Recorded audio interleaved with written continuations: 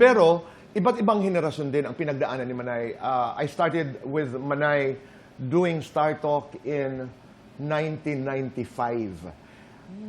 Si Chris, si Manay, ako, we started the show together. So, iba't ibang henerasyon ang nakakakilala kay Manay. Iba ngayon ang pagkakilala because nag-vlog na, nag-IG na, nag-post na.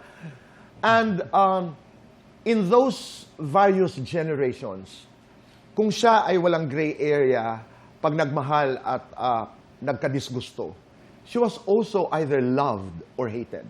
Yes. You were aware of that, no? Yes. May mga nakakasalubong ka ba, Lani, na ang complaint ay si Manay, halimbawa? Naiinis kay Anay Lolit. Bakit daw ganun magsalita?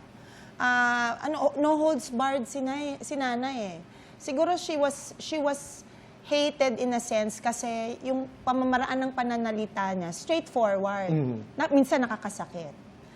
The way she described herself, di ba sino ba magsasabing, yung squatter ang ugali ko? I mean, ganun siya ka-straightforward. Pero, pag mahal ka niya at mahal mo siya, no questions asked. Hindi mo questionin yung the way she delivers her dialogue or delivers her comments. Wala eh. It's either you hate her or you love her. Kami, syempre, mahal namin siya. Oo. Pao, ikaw, nasabihan ka ba ng isang kaibigan, bakit mahal na mahal mo si Lolit Solis? Marami. Tsaka marami na sabi, bakit na kay Nay Lolit ka pa? At anong sinasabi mo? Mahal ko siya eh.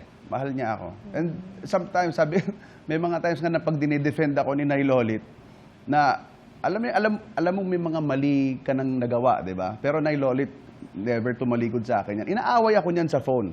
Pero once na pagdating sa public, dire-diretso na yung pagtatanggol niya sa akin. Minsan nga, sabi ko, Nay, wag mo na kaya ako masyado ipagtanggol kasi mas nakakasama ata. Sabi ko. Hindi.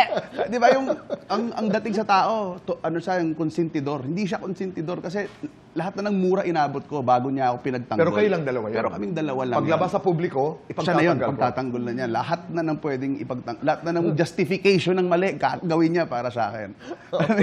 Nay, wag mo na akong pagtanggol para nakakasira yata. Si Bongba, hindi sinabi ang Kimanay. Ang tingin namin kay Nay Lolit kasi Secretary of National Defense. Talaga, oo, grabe kanyang ipagtanggol.